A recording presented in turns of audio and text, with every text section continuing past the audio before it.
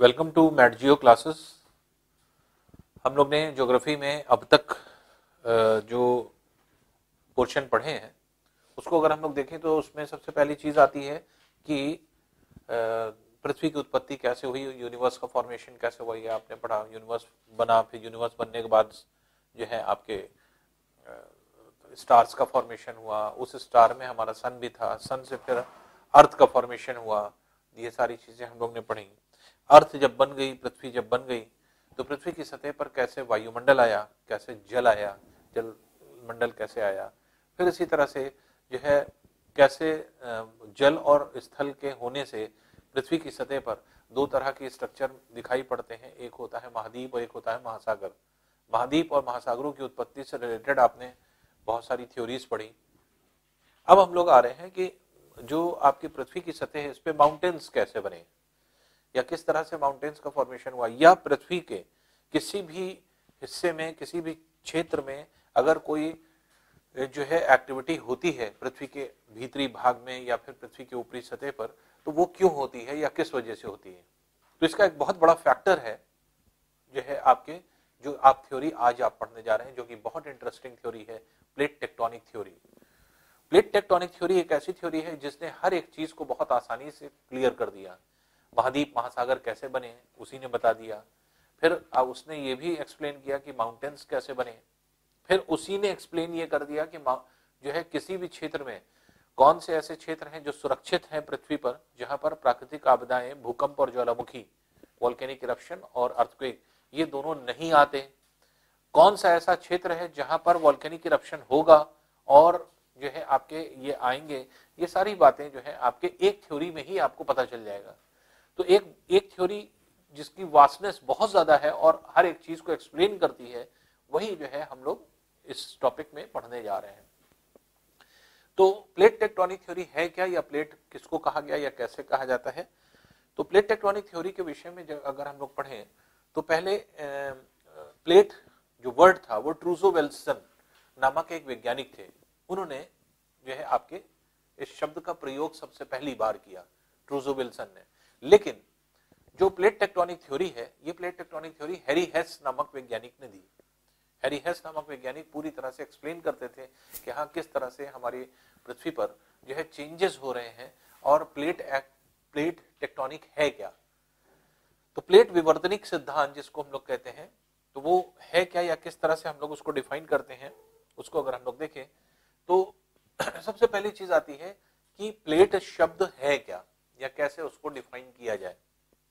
तो मेनली क्या है कि हम अब पहले पृथ्वी के ऊपरी भाग को अच्छे से स्टडी कर लें, कुछ चीजें पहले समझ लें, तो हम लोग जो है आपको ज्यादा क्लियर हो जाएगा ये सारी चीजें। जैसे जो अर्थ का पूरा सरफेस है, ये अर्थ का सरफेस, ये ऐसा नहीं कि स्थल अलग है जल अलग है, अब छोटे छोटे टुकड़ों में बटा हुआ है, इस तरह का टुकड़े हैं।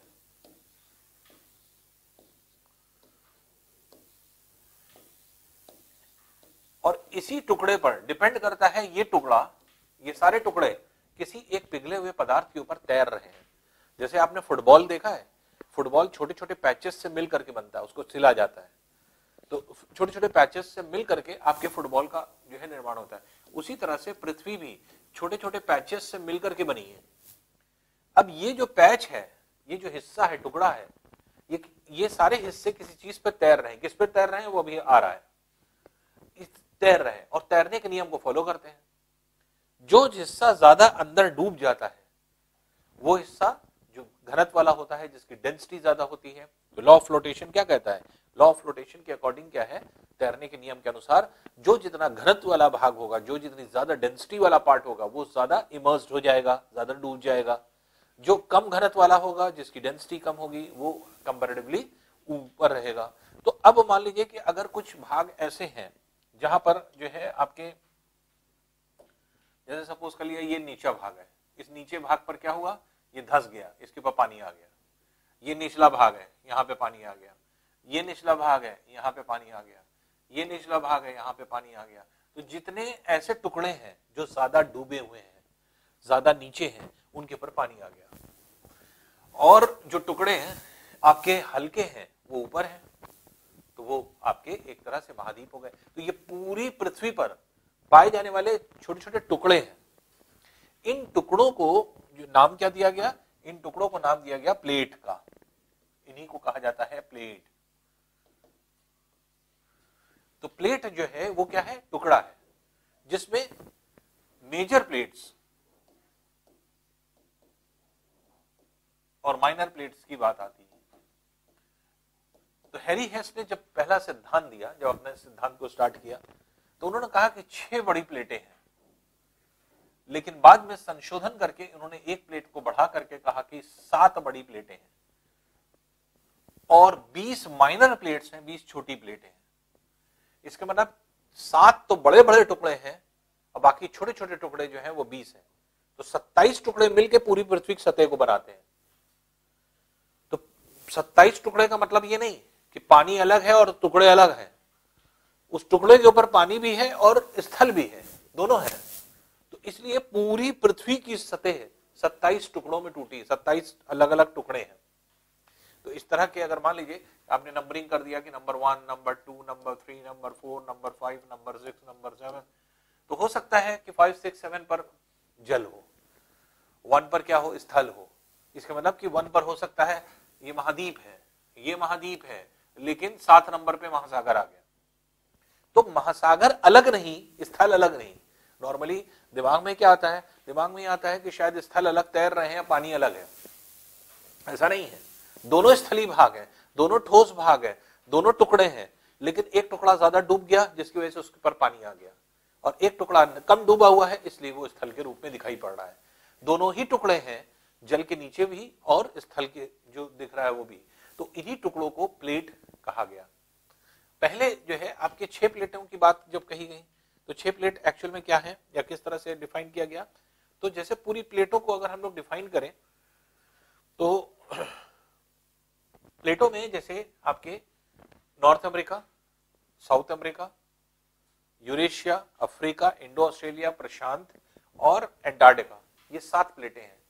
और हैरी हेस ने जब पहले सिद्धांत दिया था उन्होंने क्या कहा, उन्होंने कहा कि अमेरिकी प्लेट, ये पूरी प्लेट को एक ही माना था, लेकिन बाद में उन्होंने देखा कि उत्तरी अमेरिकी प्लेट इस डायरेक्शन में और दक्षिण अमेरिकी प्लेट इस डायरेक्शन में जा रही है।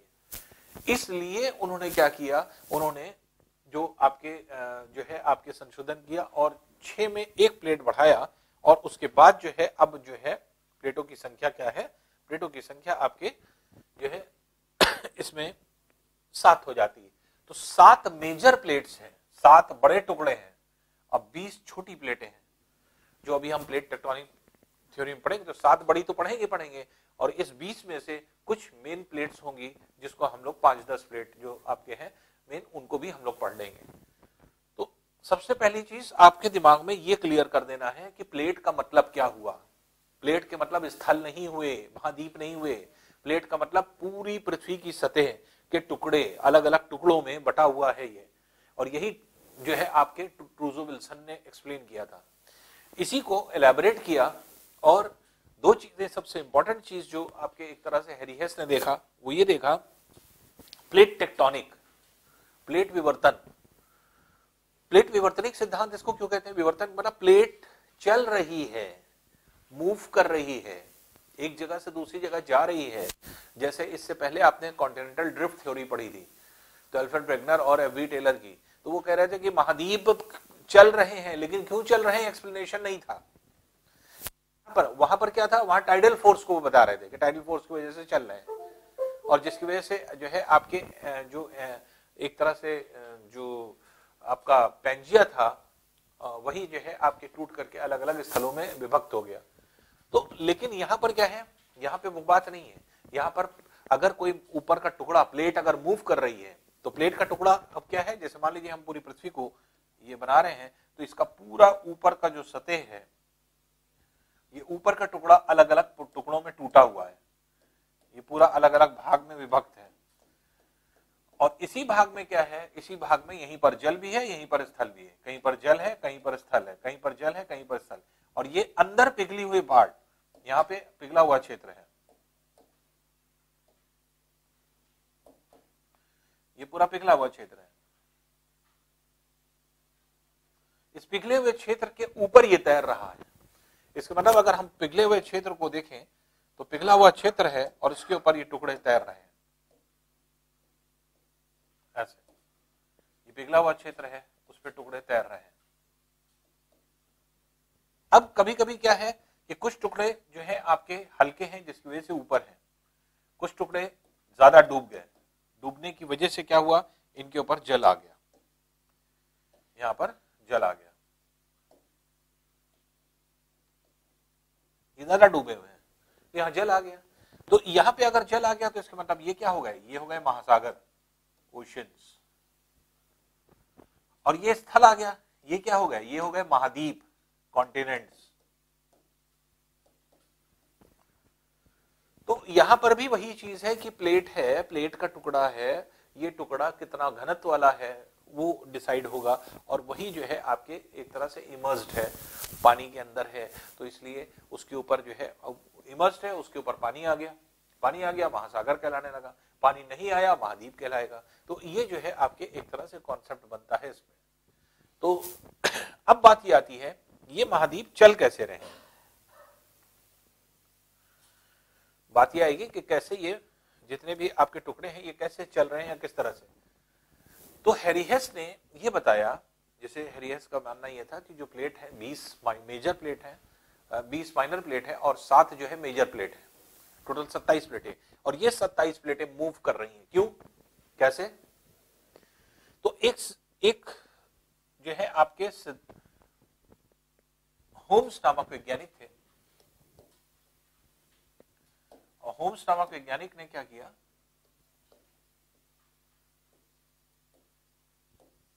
उन्होंने एक बात कही, बात ये कही कि पृथ्वी के अंदर सतह है, पृथ्वी की सतह है ये।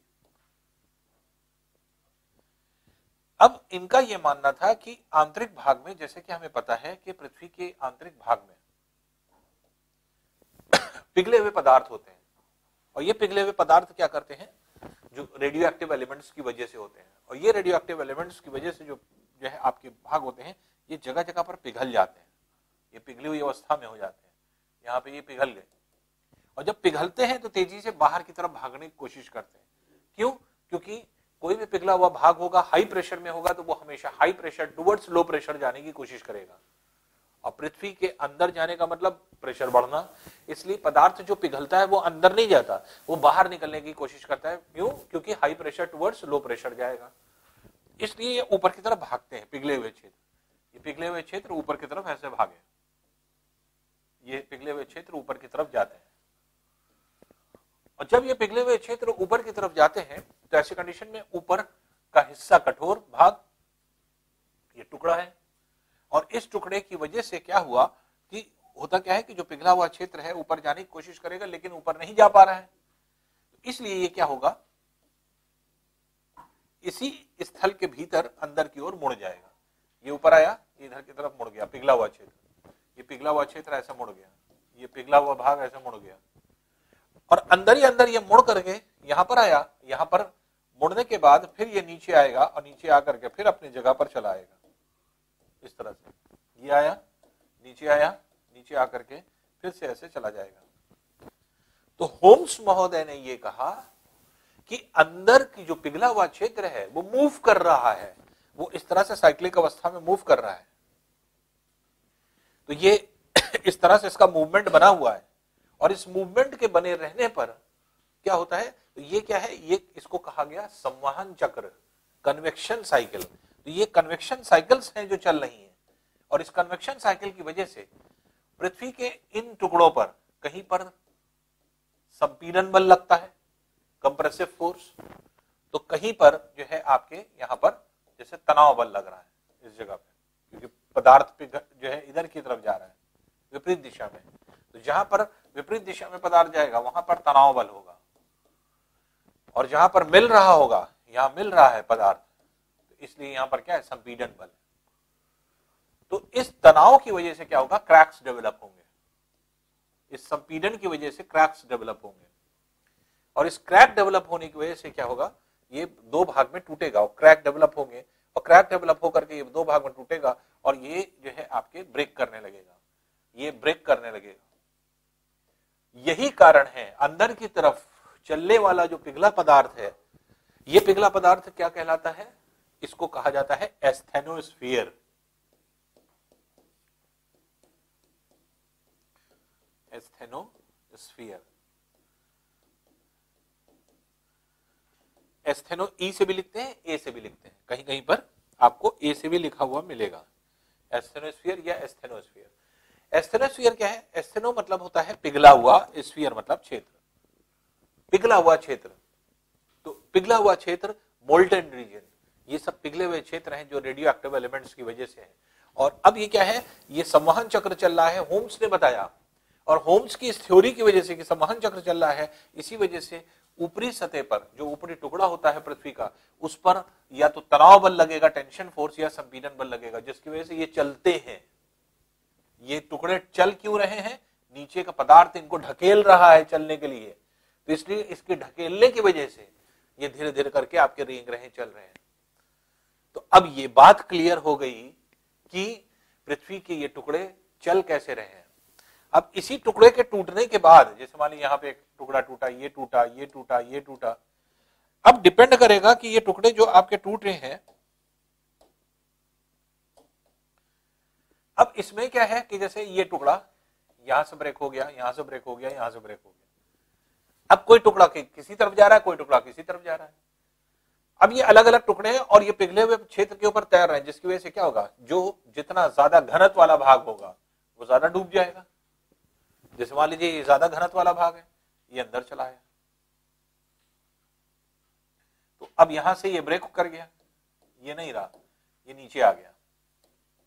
जब नीचे आ गया तो ये निम्नवर्ती भाग हो गया। जब निम्नवर्ती भाग हो गया तो अब यहां पर क्या हो जाएगा? यहां पर जल एकत्र हो जाएगा,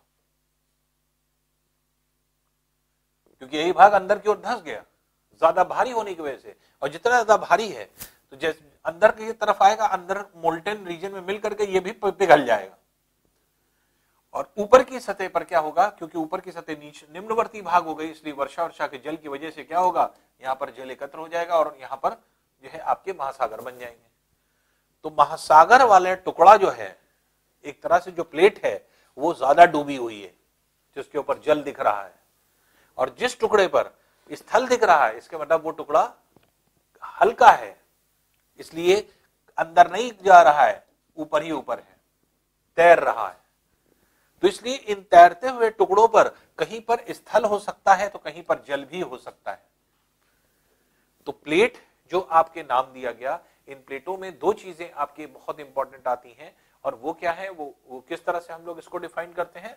तो पहली चीज जो आपकी डिफाइन होती है वो ये होती है कि जो आपका एक तरह से जो टुकड़े हैं, ये टुकड़े महाद्वीप में भी कन्वर्ट होते हैं और महासागरों में भी, और ये टुकड़े चल रहे हैं। ये बहुत पहले से वैज्ञानिक कह रहे हैं, और बहुत सारे वैज्ञानिकों की थ्योरी में आपने पढ़ा, ये चल क्यों रहे हैं कोई नहीं एक्सप्लेन कर रहा था, कन्वेक्शन करंट की थ्योरी में एक्सप्लेन किया गया। तो अब यहां पर देखिए, जैसे ये देख रहा है कन्वेक्शन करंट चल रहा है, ये देख रहे हैं कन्वेक्शन करंट चल रहा है, और जिसकी वजह से क्या है कि दूर जाने की वजह से ये धसा हुआ भाग है, और ये ओशंस को दिखाया जा रहा है कि ये ओशनिक पार्ट है, ये पूरा जल का भाग है जो धसा हुआ पार्ट के रूप में होगा। और दूर जाने की वजह से यहां से, क्योंकि ये इधर और इधर जा रहा है, दूर जाने की वजह से बीच में क्या है? ये रिज बन रही है। रिज क्या होता है? मिड ओशनिक रिज जिनको कहा जाता है। तो महासागरों में दरार उत्पन्न होती है, महासागर की तलहटी जिसके ऊपर पानी होता है वो फटती है, और फटने की वजह से दरार उत्पन्न हो जाती है। तो मिड ओशनिक रिज जो है आपके डेवलप होती है। तो अंदर जो साइकिल दिखाई गई, कन्वेक्शन साइकिल, अगर आप देखेंगे तो ये सब साइकिल्स दिखाई गई।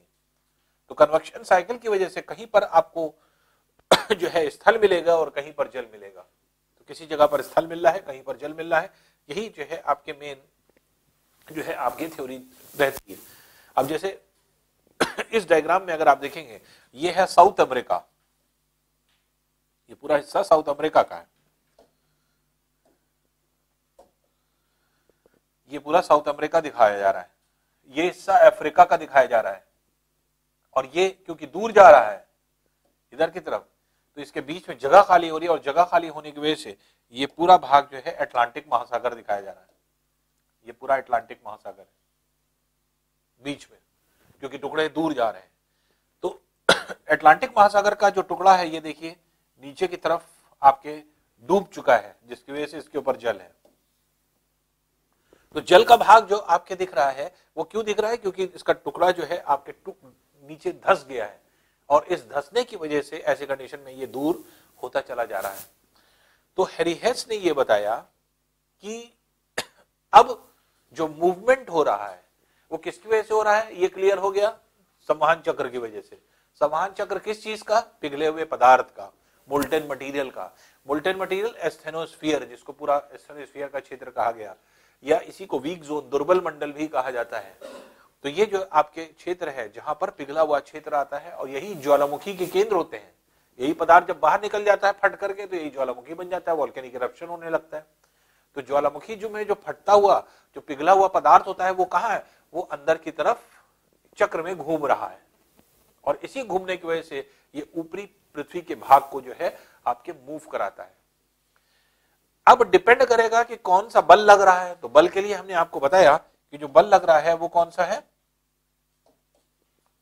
तो अब जिस तरह से आपके फोर्स लगे, जैसे फॉर एग्जांपल मान लीजिए कि किसी वस्तु पर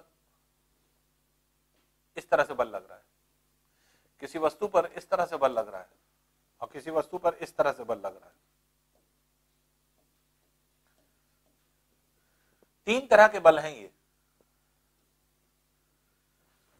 ये बल क्या है, ये होगा तनाव बल, टेंशन फोर्स। तनाव बल, संपीड़न, खिंचाव जो होता है, ये क्या है, संपीड़न बल, कंप्रेसिव फोर्स, कंप्रेशन जिसको हम कहेंगे। ये टेंशन हो गया, टेंसाइल फोर्स जिसको कहा जाता है। ये कंप्रेशन हुआ प्रोसेस का नाम, और फोर्स का क्या होगा, कंप्रेसिव फोर्स। ये कंप्रेसिव फोर्स हो गया। और ये जो आपके पैरेलल अगर होता है, अगर दो चीजें पैरेलल है एक दूसरे के, एक ही डायरेक्शन में जा रही हो चाहे विपरीत डायरेक्शन में जा रही हो, तो चाहे एक ही डायरेक्शन में हो चाहे विपरीत डायरेक्शन में, ये क्या है, ये पैरेलल फोर्स होता है। इसको क्या कहते हैं, शियर फोर्स। शियर फोर्स या पैरेलल फोर्स। तो इन्हीं तीन जो है बल के आधार पर तीन तरह की प्लेटों को डिस्क्राइब किया गया। जब प्लेट एक दूसरे से दूर जाएगी तो ये तनाव बल होता है, टेंशन फोर्स होता है।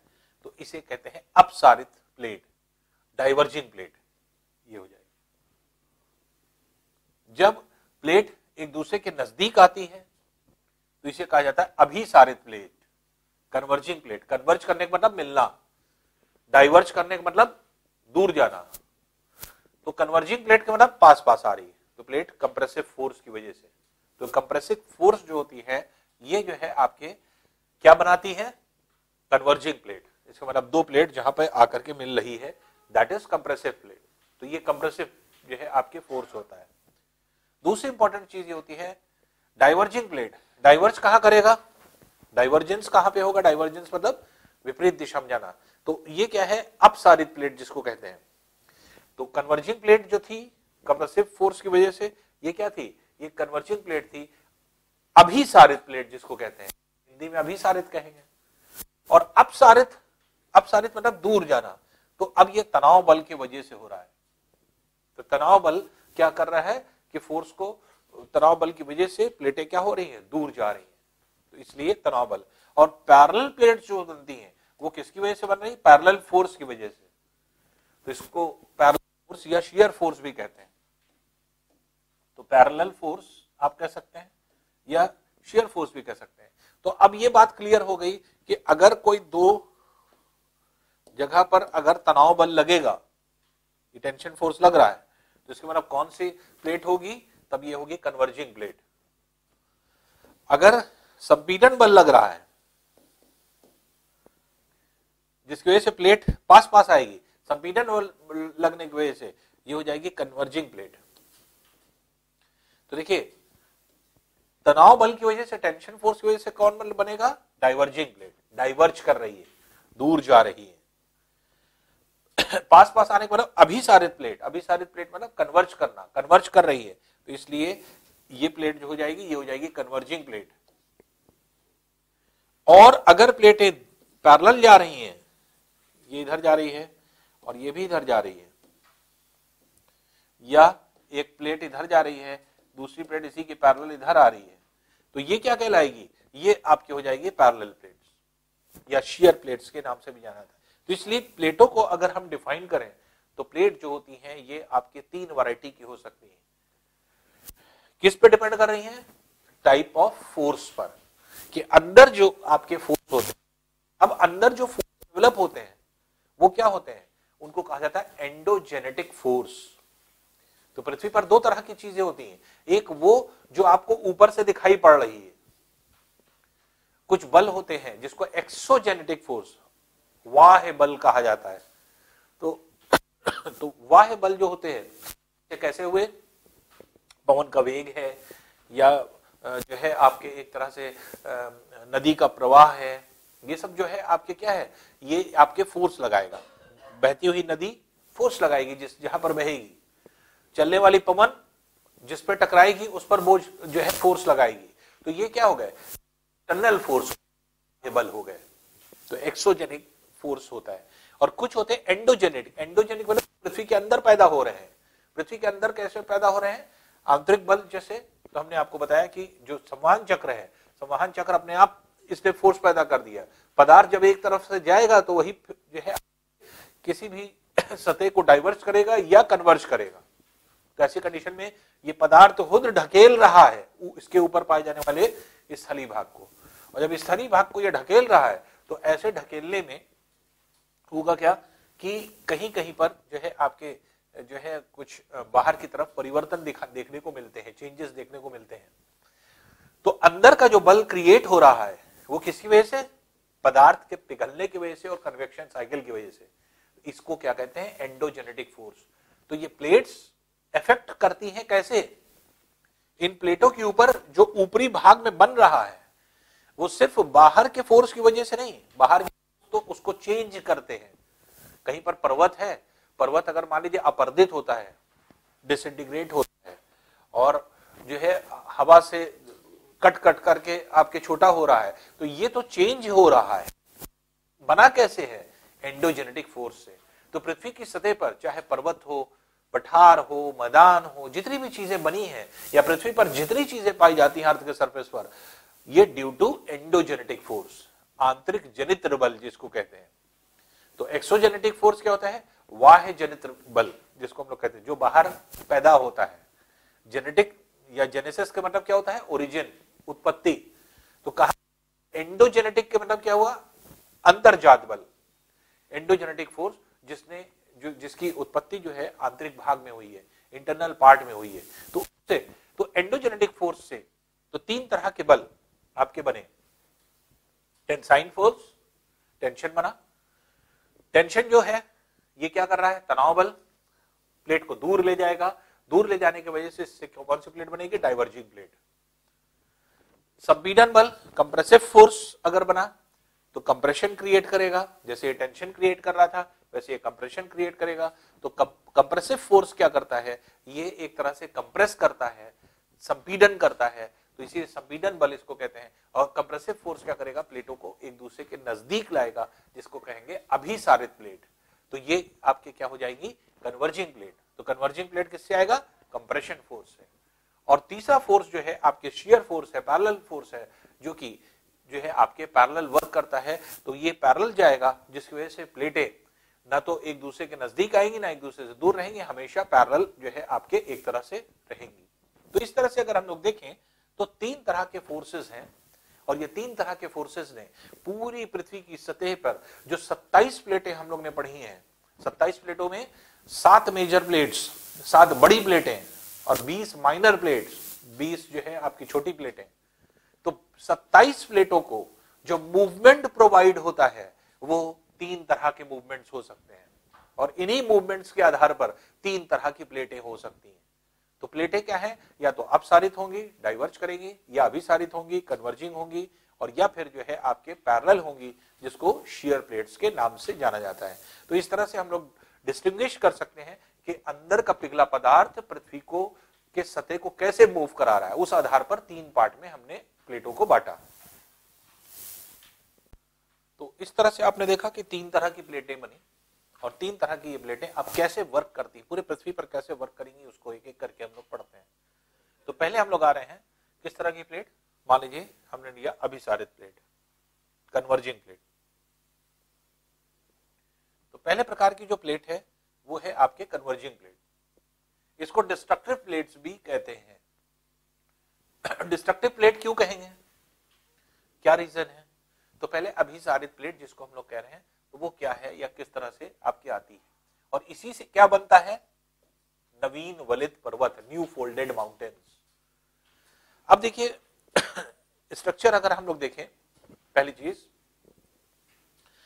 ऐसा समझे कि अगर 2 प्लेटें हैं तो 2 प्लेटें मूव कर रही हैं, और ये 2 प्लेटें कैसे मूव कर रही हैं, किस तरह से मूव कर रही हैं, जो जितनी भारी प्लेट होगी वो उतनी नीची होगी, और जो इतनी हल्की है वो उतना ऊपर होगी। इसलिए अब प्लेट अगर आ रही है एक दूसरे के ओर, तो इसमें से जो भारी प्लेट है वो अंदर जाने लगेगी और हल्की प्लेट ऊपर चढ़ने लगेगी, और इस तरह से कुछ दूर तक ऐसा होगा। लेकिन जब एक प्लेट दूसरी प्लेट के ऊपर चढ़ गई, तो आपस में जब 2 बल जो है आपके 2 प्लेटें लग रही, तो उनके बीच में एक बल कार्य करने लगेगा। वो बल क्या होगा, वो ऐसा बल होगा जो इसको रोकेगा, प्रतिरोधी बल, रेस्ट्रिक्टिंग फोर्स। और इसको आपने क्या पढ़ा है, इसको घर्षण बल के नाम से आना था, फ्रिक्शन फोर्स के नाम से। तो फ्रिक्शन क्या करता है, मोशन का अपोज करता है। इसका मतलब कि कोई भी गति हो रही, गति को रोकता है। तो जब 2 चीजें संपर्क में आती हैं तो उनके बीच में फ्रिक्शन होता है। अब ये कुछ दूरी तक तो प्लेट अंदर गई, लेकिन कुछ दूरी के बाद अब नहीं जा पाएगी, इतना फ्रिक्शन फोर्स बढ़ गया, क्योंकि जितना कॉन्टैक्ट एरिया बढ़ेगा उतना ज्यादा फ्रिक्शन फोर्स बढ़ता जाएगा। तो प्लेटों के बहुत ज्यादा अंदर जाने पर कॉन्टैक्ट एरिया बढ़ जाता है, और कॉन्टैक्ट एरिया बढ़ जाने से फ्रिक्शन फोर्स बढ़ता है, जिसकी वजह से अब प्लेटें अंदर नहीं जा सकती।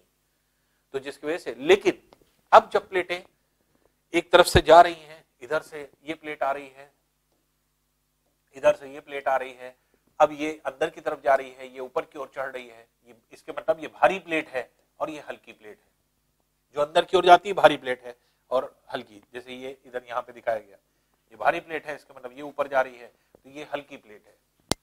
और ऐसी कंडीशन में क्या है कि जब 2 प्लेटें जाती है, अब ये जो आपके एरिया है, ये कॉन्टैक्ट एरिया हो गया दोनों प्लेट के बीच में। इसी की वजह से फ्रिक्शन फोर्स, घर्षण बल हुआ, और घर्षण बल की वजह से अब आगे की ओर ये जाने की, आगे की ओर नहीं बढ़ पा रही। अब ये प्लेट जो अंदर आई, ये अंदर पिघलने लगी छोटे छोटे टुकड़ों में। प्लेट अंदर आई, पिघल रही है, ये मेल्ट कर रही है। क्यों? क्योंकि अंदर पिघला पदार्थ है, एस्थेनोस्फीयर है। एस्थेनोस्फीयर होने की वजह से क्या है, अंदर की तरफ पिघलापन है, बहुत ज्यादा टेम्परेचर है, तो जितना टुकड़ा अंदर की तरफ जाता है, सबडक्ट करता है, उतना अंदर पिघलता जाता है। क्योंकि ऐसी प्लेटें जब एक दूसरे की ओर आती हैं, तो अंदर जाने वाली प्लेट का हिस्सा पिघलता है और नष्ट हो जाता है, डिस्ट्रक्ट कर जाता है। इसीलिए इन कन्वर्जिंग प्लेट्स को क्या कहा जाएगा, कन्वर्जिंग प्लेट्स को क्या कहा जाता है, डिस्ट्रक्टिव प्लेट्स। तो प्लेट का हिस्सा अंदर पिघल रहा है, नष्ट हो रहा है, लेकिन इस जो आपके फोर्स है, जो फोर्स एक्सर्ट हो रहा है, लेकिन फिर भी इधर से बल लग रहा है, इधर से बल लग रहा है, पदार्थ इधर ढकेल रहा है, यहां पे रुक रहा है, फ्रिक्शन फोर्स इसको रोकेगा। तो अब एंडो इस जेनेटिक फोर्स की वजह से, अंतर्जात बल की वजह से, जो कौन सा बल है, जो है आपके संपीड़न बल, इस संपीड़न बल की वजह से पृथ्वी का ऊपरी भाग, जैसे मानिए हम बहुत ज्यादा प्रेशर करेंगे तो क्या होगा, किसी चीज से रुका हुआ है और पीछे से हम धक्का दे रहे तो ये क्या होगा, मुड़ने लगेगा। तो आगे की तरफ जब ये बढ़ता है तो ये मोड़ उत्पन्न होने लगती है, धीरे धीरे ये धीरे धीरे मोड़ उत्पन्न होने लगेगी, और आगे किया और मोड़ उत्पन्न होने लगी। इस तरह से ये मोड़ उठने लगते हैं। तो जो जब 2 प्लेटें मिल रही हैं, भारी प्लेट अंदर गई, हल्की प्लेट का किनारा ऊपर की ओर चढ़ा, भारी प्लेट का हिस्सा पिघलने लगा, पिघल करके नष्ट हो रहा है, और जब ये बल अभी भी लग रहा है, यहां पर बल आ रहा है, इधर से भी बल आ रहा है, तो क्या होगा, ये मोड़ उत्पन्न होने लगेगा, ये प्लेटें मुड़ने लगेंगी ऊंची नीची, और बल लगा और ये भाग मुड़ने लगा, ये भाग और मुड़ने लगा, और बल लगा, ये और मुड़ने लगा, कई फोल्ड आपस में मिलने लगे, कई मोड़ आपस में मिलने लगे, और बल लगा, ये और ऊपर उड़ गया, ये इस तरह से आपके उठता चला गया। कई फोल्ड आपस में मिलते चले गए। ये उठते हुए भाग क्या होते हैं, ये कहलाते हैं पर्वत, माउंटेन्स। तो माउंटेन्स कैसे बन रहे हैं, जब दो अपसारित प्लेटें, अभी सारित प्लेटें आ रही हैं तो फ्रिक्शन फोर्स की वजह से, लेकिन लगातार बल लगने की वजह से ये ऊपर का हिस्सा उठता जाता है। और ये जब ऊपर का हिस्सा उठता जाता है तो इसी को हम लोग क्या कहते हैं, इसी को हम लोग कहते हैं नवीन वलित जो है आपके पर्वत, नवीन वलित पर्वत, न्यू फोल्डेड माउंटेन्स। अब यहां पर न्यू और फोल्डेड माउंटेन्स के साथ जुड़ा हुआ है। तो माउंटेन्स क्या है, पहले तो फोल्डेड है। फोल्डेड क्यों है, क्योंकि फोल्ड उत्पन्न हो रहा है, मोड़ उत्पन्न हो रहा है। तो ज्यादा बल लगने की वजह से प्लेट मुड़ी जा रही है, ये प्लेट मुड़ी जा रही है, तो इधर से बल आ रहा है, मुड़ी जा रही है प्लेट, तो प्लेट के मोड़ उत्पन्न हो रहा है ऊपर, जैसे से प्लेट आपस में टकरा रही है। और यही मोड़ जो है आपके लगातार, क्योंकि बल आता जा रहा है, ये उठता जा रहा है, इसलिए इसको नवीन कहा गया। नवीन क्यों कह रहे हैं, न्यू क्यों कह रहे हैं, अभी भी उठ रहा है। ये पृथ्वी पर जितने नवीन वलित पर्वत हैं, न्यू फोल्डेड माउंटेन्स, ये हमेशा उठते जा रहे हैं, हमेशा बढ़ते चले जा रहे हैं। तो किसी पर्वत की ऊंचाई क्या फिक्स होती है, कभी नहीं। इसलिए कभी आपके से किसी एग्जाम में कभी नहीं पूछा जा सकता कि हाँ इस पर्वत की चोटी की ऊंचाई कितनी है, इसलिए नहीं पूछा जाता। वजह क्या है, जब इसको एग्जामिन किया गया होगा तब की तो ऊंचाई बताई जा सकती है, लेकिन प्रेजेंट टाइम की ऊंचाई नहीं बताई जा सकती, क्योंकि हर मोमेंट ये ऊंचाई बढ़ती रहती है। तो ये क्या है, कैसे जो है आपके बढ़ रही है, क्योंकि जैसे जिस तरह से इंसान होता है, पहले न्यू एज में होता है, क्या होता है, पहले बच्चा होता है। बच्चा जब होता है तो उसकी बॉडी में हर तरह की ग्रोथ होती है, उसकी हाइट बढ़ती है, उसका वेट बढ़ता है, उसकी बॉडी जो है आपके डेवलप होती है। लेकिन जब वो मेच्योर हो जाता है 20, 22, 25 साल के बाद, उसकी बॉडी एक तरह से पूरी तरह से मेच्योर हो चुकी है।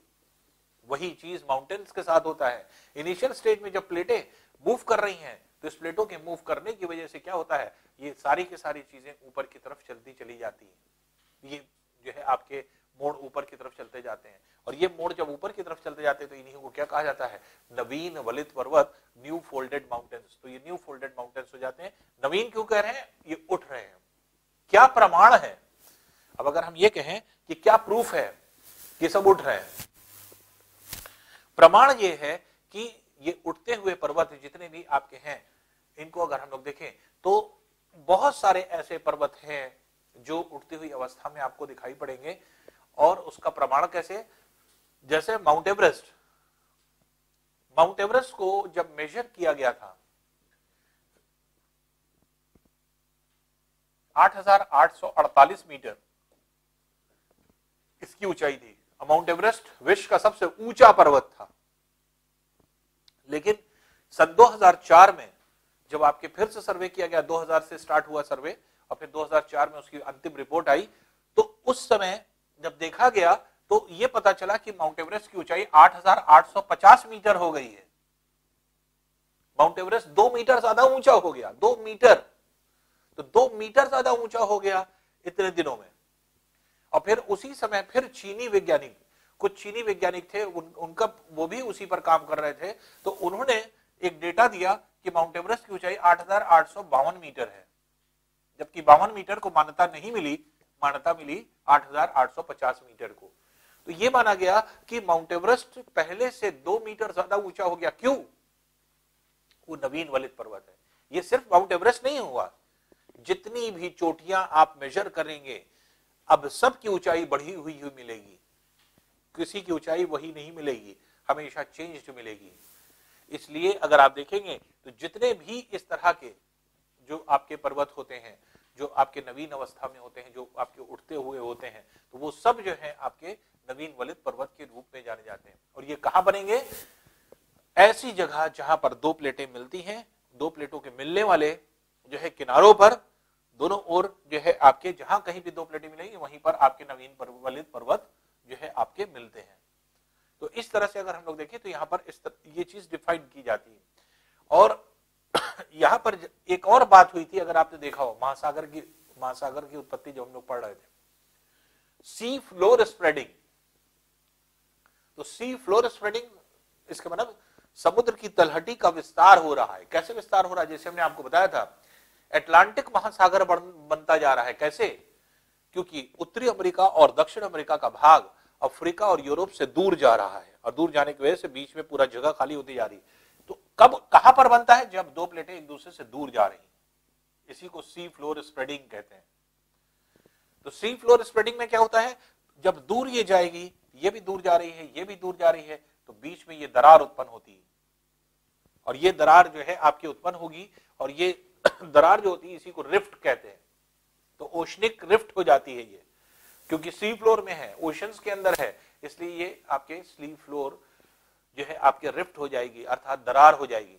और ये पूरा जो आपके क्षेत्र है, जैसे आप देखेंगे ये पूरा स्टेनोस्फीयर है, अंदर स्टेनोस्फीयर का क्षेत्र, तो स्टेनोस्फीयर का क्षेत्र इसको दरार उत्पन्न कराता है, और ये क्या हो जाता है? ये डाइवर्जिंग प्लेट, डाइवर्जेंस की वजह से ऐसा हो रहा है, और कन्वर्जिंग की वजह से क्या हो रहा है? ये माउंटेन्स का फॉर्मेशन हो रहा है कोने पर। तो ये डायग्राम जो है आपके दोनों चीजों को एक्सप्लेन कर रहा है कि कन्वर्जिंग की वजह से क्या हो रहा है और डाइवर्जिंग की वजह से क्या हो रहा है। तो अभी तो हम लोग पढ़ रहे हैं कन्वर्जिंग प्लेट, अभिसारित प्लेट, और अभिसारित प्लेट में क्या है? दो प्लेटें जब मिलती हैं तो इसके किनारे उठते हैं, और उठने की वजह से क्या होता है? आपके एक तरह से पर्वतों का निर्माण होता है, और पर्वत जो है आपके निर्मित होते हैं। अब थोड़ा सा आते हैं हम लोग प्लेट्स पर। पहले हम लोग प्लेट्स को डिफाइन कर लें, 20 प्लेटें कैसे हैं, 7 प्लेटें कैसे हैं। तो प्लेट्स को पहले हम लोग देख लें, फिर देखते हैं। जैसे अगर आप प्लेट्स देखेंगे तो बड़ी प्लेट में जैसे पहली उत्तरी अमेरिकी प्लेट है, दूसरी दक्षिण अमेरिका प्लेट, तीसरी यूरेशिया प्लेट, चौथी अफ्रीका प्लेट, पांचवी इंडो ऑस्ट्रेलिया प्लेट, छठी प्रशांत प्लेट, सातवीं एंटार्क्टिका प्लेट।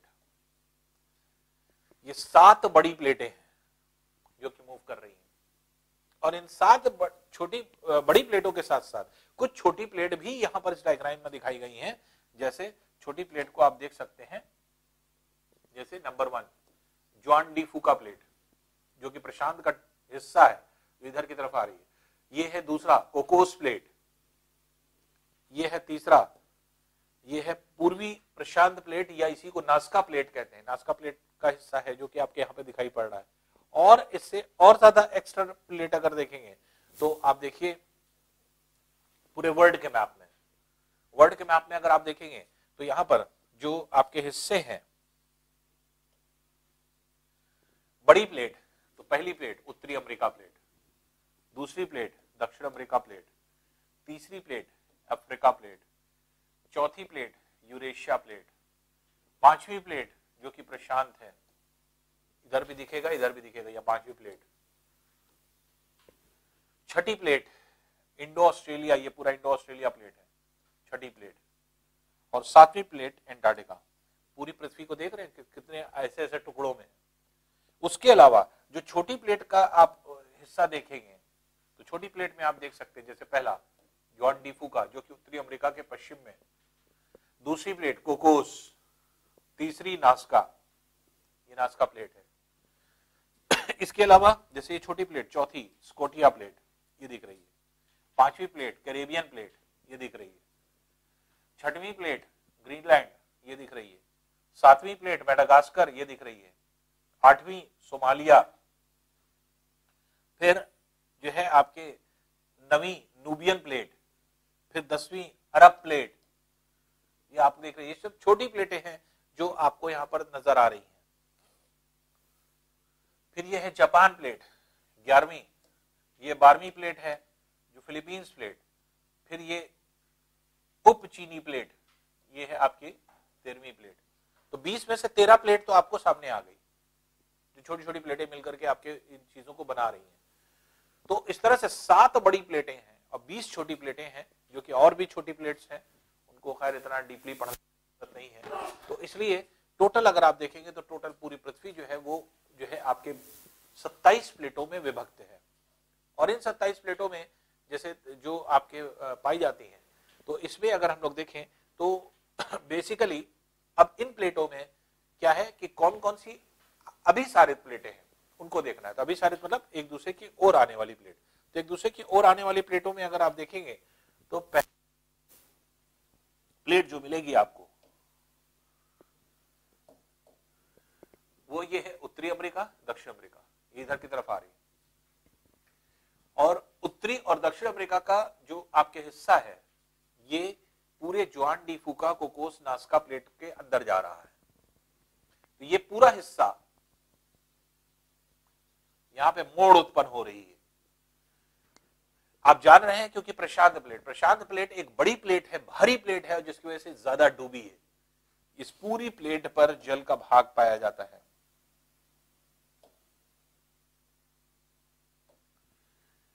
इस पूरी प्लेट पर अगर आप देखेंगे तो जल है। इसी तरह से इंडो ऑस्ट्रेलिया प्लेट के हिस्से में भी जल है, जो हिंद महासागर के रूप में है। पूरा प्रशांत महासागर का ये पूरा हिस्सा, ये सब जलमग्न है। क्यों? क्योंकि भारी है, और अगर भारी है तो अंदर जाएगी और ये ऊपर की तरफ उठेगी। ये ऊपर की तरफ उठ रही है, और इसी ऊपर की तरफ उठने की वजह से पूरे उत्तरी अमेरिका के पश्चिमी किनारों पर और दक्षिण अमेरिका के पश्चिमी किनारों पर यहां पर पर्वतों का निर्माण हो रहा है। तो अगर आप पर्वत देखना चाहते हैं तो ये सारे पर्वत जो है आपके निर्मित हो रहे हैं। और ये जो है आपके पर्वतों का निर्माण देखिए कैसे हो रहा है या किस तरफ हो रहा है। तो पूरे क्षेत्र में अगर आप देखें, ये पूरा पर्वतीय क्षेत्र है, ये देख रहे हैं। क्यों? क्योंकि यहां पर जुआन डी फूका प्लेट इधर से आ रही है, ये है कोकोस प्लेट और ये है नास्का प्लेट, और ये जो उत्तरी अमेरिका प्लेट है, ये पूरी उत्तरी अमेरिका प्लेट है, ये इधर से आ रही है। ये जो है आपके दक्षिण अमेरिका प्लेट है, ये पूरी दक्षिण अमेरिका प्लेट इधर से आ रही है। ये बीच में कैरिबियन प्लेट है। तो आप देख रहे हैं कि ये दो प्लेटें जो है जुआन डी फूका, कोकोस और नास्का मिल रही है, और जिसकी वजह से इस पूरे क्षेत्र में आपके पर्वतों का निर्माण हो रहा है। पर्वतों में अगर आप देखेंगे तो अलास्का में यहाँ पे पर्वत बन रहे हैं। ब्रुक्स रेंज जो है आपके यहाँ पे पर्वत होते हैं, जो कि यहाँ पे पाए जाते हैं। Alaska range, Brooks range, Mackenzie पर्वत, मैकेनली पर्वत, कोस्ट रेंज, फिर यहीं पर है आपके सियारा निवादा और सियारा माद्रे पर्वत। ये सब पर्वत हैं जो कि यहाँ पे पाए जाते हैं। और यहाँ पे पूरे में रॉकी पर्वत देख रहे हैं आप, ये रॉकी पर्वत पूरे में है। तो उत्तरी अमेरिका में, नॉर्थ अमेरिका में अगर आप देखें, ढेर सारे पर्वतों का निर्माण हो गया। Alaska range, Brooks range, Mackenzie पर्वत, मैकेनली पर्वत, कोस्ट रेंज, कैस्केड रेंज, यहाँ कैस्केड रेंज भी है, coast range, cascade range, Sierra Nevada, Sierra Madre, ये सब पर्वत, और प्लस उत्तरी अमेरिका का सबसे बड़ा पर्वत रॉकी पर्वत। तो रॉकी माउंटेन्स भी यहीं पर पाया जाता है। तो उत्तरी अमेरिका के पश्चिमी किनारों में पर्वत क्यों बन रहे हैं? क्योंकि जुआन डी फूका प्लेट अंदर जा रही है और इसका किनारा उठ रहा है। तो उत्तरी अमेरिका के किनारे जो है उठते चले जा रहे हैं। तो ये आपके क्या है, ये एक तरह से उठता हुआ किनारा है जो कि ऊपर की तरफ दिखाई पड़ता है। तो उत्तरी अमेरिका में इस तरह से पर्वतों का निर्माण हो रहा है। तो उत्तरी अमेरिका में पर्वत कौन से बने? Alaska range, Brooks range, Mackenzie पर्वत, मैकेनली पर्वत, coast range, cascade range, Sierra Nevada, Sierra Madre और रॉकी पर्वत। ये पूरा क्षेत्र, ये पूरे जो है पर्वतों का निर्माण हो रहा है। दक्षिण अमेरिका में आएंगे। दक्षिण अमेरिका में अगर देखें तो नास्का प्लेट इधर से आ रही है और इधर से दक्षिण अमेरिका, जिसकी वजह से नास्का प्लेट और कोकोस प्लेट अंदर जा रही है, जिसकी वजह से ये पूरा का पूरा क्षेत्र उठ रहा है। कोकोस प्लेट के अंदर जाने से जो मध्य अमेरिका है, मध्य अमेरिकी क्षेत्र, मध्य अमेरिका में कौन कौन से देश आते हैं? जैसे अल सल्वाडोर है, होंडुरास है, कोस्टा रिका है। तो ये सब जितने भी आपके देश हैं, बेलीज है, तो ये सब जितने भी देश हैं, इन सब जगह पे पर्वतों का निर्माण हो रहा है। ये सब पर्वत ऊंचे ऊंचे पर्वतों के फॉर्म में है। तो इधर से जो है आपके कोकोस प्लेट के आने की वजह से, जबकि नास्का प्लेट के अंदर जाने से ये पूरे दक्षिण अमेरिका में पर्वतों का निर्माण हो रहा है। और ये पर्वत जो बन रहे हैं, इसमें अगर आप देखेंगे तो पहले क्या है, यहाँ पे कॉर्डेलेराज, ये 3 कॉर्डेलेराज है पर्वत, और फिर पूरे में एंडीज पर्वत यहाँ पे बनती चली जा रही है। दक्षिण अमेरिका की जो एंडीज पर्वत है, ये विश्व की सबसे लंबी पर्वत श्रृंखला है, सबसे बड़ी माउंटेन रेंज है। सबसे बड़ी अगर कहा जाएगा, बिगेस्ट किस आधार पर कहा जाता है? क्षेत्रफल के आधार पर, एरिया के आधार पर, वो हो जाएगी हिमालय, जो भारत के उत्तर में है, वो बिगेस्ट है। लेकिन लेंथीएस्ट अगर कहा जाएगा, सबसे लंबी और बड़ी, तो अलग अलग डेटा होते हैं। तो विश्व की सबसे लंबी पर्वत श्रृंखला अगर कहा जाता है तो आंसर हो जाएगा एंडीज, जो दक्षिण अमेरिका में है। और विश्व की सबसे बड़ी पर्वत श्रृंखला अगर कहा जाएगा तो वो आपकी हो जाएगी हिमालय। क्यों? क्षेत्रफल के आधार पर अगर हम लोग देखेंगे तो बहुत बड़े क्षेत्र में आपके हिमालय का विस्तार जो है आपके होता है। तो ये जो है एक तरह से अगर हम देखें तो सबसे लेंथीएस्ट जो है आपके विश्व की सबसे लंबी पर्वत श्रृंखला एंडीज यहां पे निर्माण हो रहा है। तो इस तरह से अगर हम देखें तो पूरे इस क्षेत्र में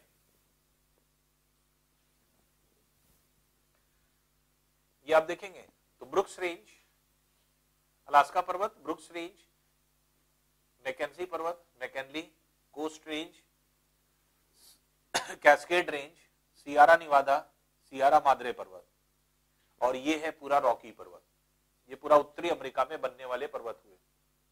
इसी तरह से दक्षिण अमेरिका में, मध्य अमेरिका में ढेर सारे पर्वत हैं जो कि आपके बन रहे हैं। तो छोटे छोटे पर्वत होते हैं जो कि इस क्षेत्र में पाए जाते हैं। यहाँ पे है कोर्डेलेराज दक्षिण अमेरिका में, और यहाँ पर विश्व की सबसे लंबी पर्वत श्रृंखला एंडीज पर्वत जो कि अर्जेंटीना जो है आपके और चिली देश की सीमा पर पूरे में आपके पाई जाती है। और अर्जेंटीना और चिली देश की सीमा पर, चिली इधर की तरफ है पतला वाला देश और इधर की तरफ है अर्जेंटीना, तो बहुत दूर तक दोनों देशों की सीमा का निर्धारण भी इसी पर्वत से होता है। और ये एंडीज पर्वत जो है, एंडीज पर्वत के बाईं ओर चिली है, एंडीज पर्वत की दाहिनी ओर अर्जेंटीना हो जाता है। तो एक तरह से ये पूरी तरह से दो देशों का विभाजन भी कर रहा है, दो देशों की जो है, और दोनों देशों में मौजूद भी है एंडीज पर्वत श्रृंखला जो इस जगह पर यहाँ पर पाई जाती है।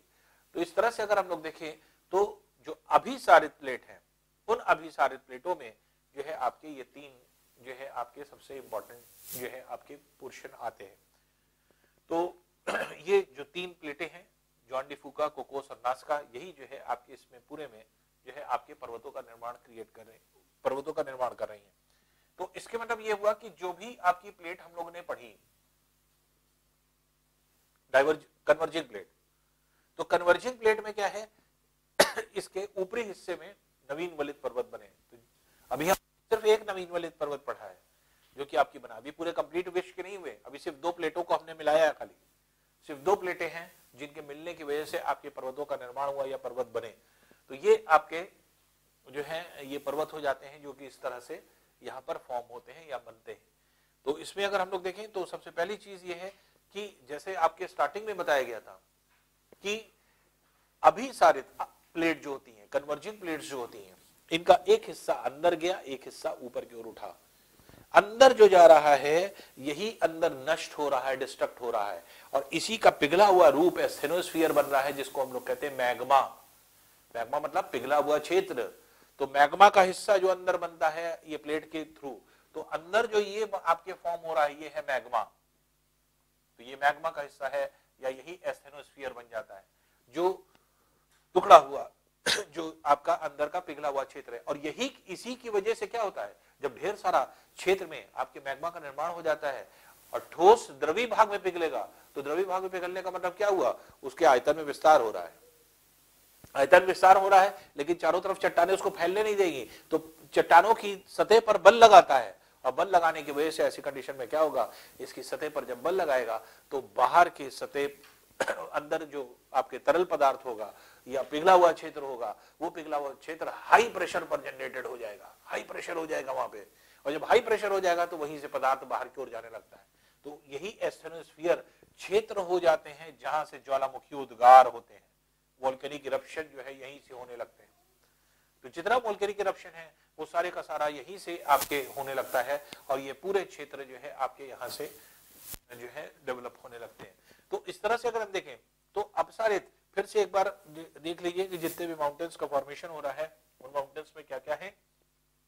जैसे हमने आपको बताया अलास्का रेंज है, ब्रुक्स रेंज है जो कि आपके पर्वतों का निर्माण हो रहा है।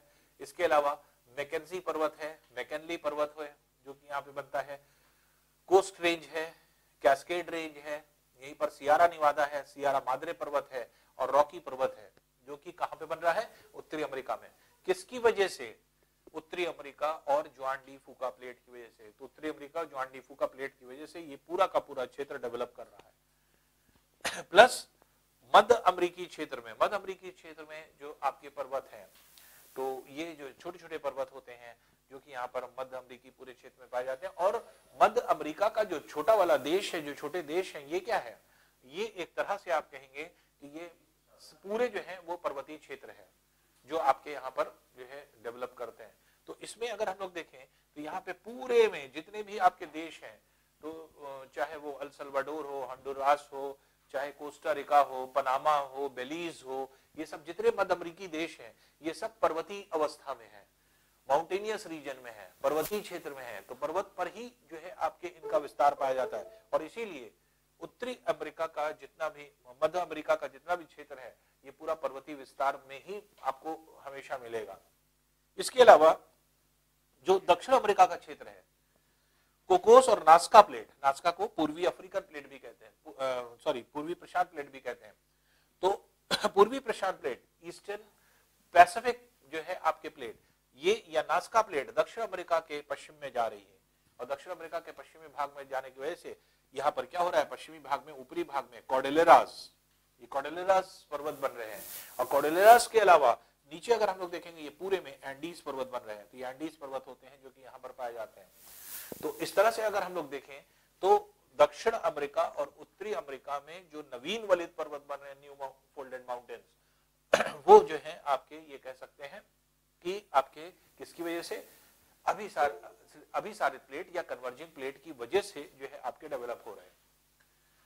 अब ये चीज क्लियर हो गई, जैसे उत्तरी अमेरिका का सबसे बड़ा, उत्तरी अमेरिका में तो बहुत सारे पर्वत बने, अलास्का बना, ब्रुक्स रेंज बना, मैकेंजी बना, मैकेनली बना, कोस्ट रेंज बना, कैस्केड रेंज बना, सियारा निवादा बना, सियारा मादरे बना, रॉकी पर्वत बना। लेकिन इन सब में सबसे बड़ा या सबसे लंबी रेंज का कौन है, रॉकी पर्वत। तो उत्तरी अमेरिका का सबसे बड़ा रॉकी पर्वत है। और दक्षिण अमेरिका का सबसे बड़ा, जो कि विश्व की सबसे लंबी पर्वत श्रृंखला है, वर्ल्ड की लेंथीएस्ट है, तो वो क्या हो जाएगी, वो आपकी एंडीज पर्वत होते हैं जो कि पाए जाते हैं। तो अब आप दो तीन चीजें दिमाग में रख लीजिए। जैसे उत्तरी अमेरिका में कहा जाए कि सबसे लंबी, सबसे बड़ी पर्वत श्रृंखला कौन सी है, तो नॉर्थ अमेरिका में। ऐसे तो पूरी ये रेंज आ गई, लेकिन सबसे बड़ी पर्वत श्रृंखला अगर कहा जाएगा तो रॉकी हो जाएगी। तो इसका आंसर हो जाएगा रॉकी। तो पूरे उत्तरी अमेरिका महाद्वीप में सबसे बड़े पर्वत कौन सा है, सबसे बड़ा पर्वत होता है आपके रॉकी। पूरे दक्षिण अमेरिका महाद्वीप में, दक्षिण अमेरिका में अगर आप देखेंगे तो पूरे दक्षिण अमेरिका महाद्वीप में सबसे बड़ा पर्वत कौन सा हो जाएगा, सबसे बड़ा पर्वत जो हो जाएगा आपके एंडीज हो जाएगा। जो एंडीज में आपके जो है पर्वत होता है। अच्छा, एंडीज में एक और विशेष चीज है, जैसे एक चीज तो हमने आपको एक्सप्लेन कर दिया कि एंडीज पर्वत दो देशों की सीमा का निर्धारण भी कर रहा है। क्योंकि क्वेश्चन अगर पूछ लेता है कि कौन से दो मुख्य देश हैं जिनकी सीमा पर मैक्सिमम लंबाई में पाया जाता है, तो ऐसे तो यहाँ पर आपके एक तरह से जो आपके दक्षिण अमेरिका है, तो बाईं ओर अगर आप देखेंगे तो यहाँ पे पेरू भी है, इधर की तरफ बाईं तरफ पेरू भी है, फिर नीचे चिली लंबा से जा रही है। तो पेरू भी अलग हो रहा है, लेकिन जो दो प्रमुख देशों का विभाजन करता है वो चिली और अर्जेंटीना, इधर की ओर चिली, इधर की ओर अर्जेंटीना। तो एंडीज पर्वतों के पश्चिम में अगर हम देखेंगे तो वो आपके हो जाएगा चिली देश, जो कि लंबाई में ज्यादा रहता है, और फिर पूर्वी भाग में अगर हम देखेंगे तो आपके अर्जेंटीना। तो इन दोनों देशों के सीमा पर पूरे एंडीज पर्वत निर्मित होते चले जा रहे हैं। और ये एंडीज पर्वत जो है आपके एक तरह से दक्षिण अमेरिका की सबसे लंबी पर्वत श्रृंखला है, लेंथीएस्ट माउंटेन रेंज है। और ये लेंथीएस्ट माउंटेन रेंज जो यहाँ पर पाई जाती है, इसको अगर हम लोग देखेंगे तो ये माउंटेन रेंज जो है आपके पूरी साउथ अमेरिका की सबसे लेंथीएस्ट है। तो ये जो है हम लोगों की प्लेट विवर्तनिक सिद्धांत में अभिसारित प्लेट का एक टुकड़ा है। अब अभिसारित प्लेट का दूसरा भाग क्या है, या कैसे अभिसारित प्लेट को हम लोग डिफाइन करेंगे कि वो जो है आपके एक तरह से कैसे और पर्वतों का निर्माण कर रहा है। तो पृथ्वी पर जो अन्य पर्वत बन रहे हैं अभिसारित प्लेट की वजह से, वो क्या है, वो कैसे बनते हैं, तो वो हम लोगों का सेकंड पार्ट आता है, जो कि अब यहीं से इसी के आगे हम लोगों का स्टार्ट होता है। तो विश्व में जो अभिसारित प्लेट का हिस्सा है, ये अभिसारित प्लेटें हैं, वही क्या कर रही हैं, उन्हीं के किनारे मोड़ उत्पन्न हो रहे हैं। और ये मोड़ जो उत्पन्न होते हैं वही क्या करते हैं, नवीन वलित पर्वत, न्यू फोल्डेड माउंटेन्स को जन्म देते हैं। New folded mountains. अब सेकंड पार्ट हम लोग आ रहे हैं, सेकंड पार्ट में कि कौन से दो प्लेटें मिल करके जो है आपके और पर्वतों का निर्माण करेंगी अन्य जगहों पर।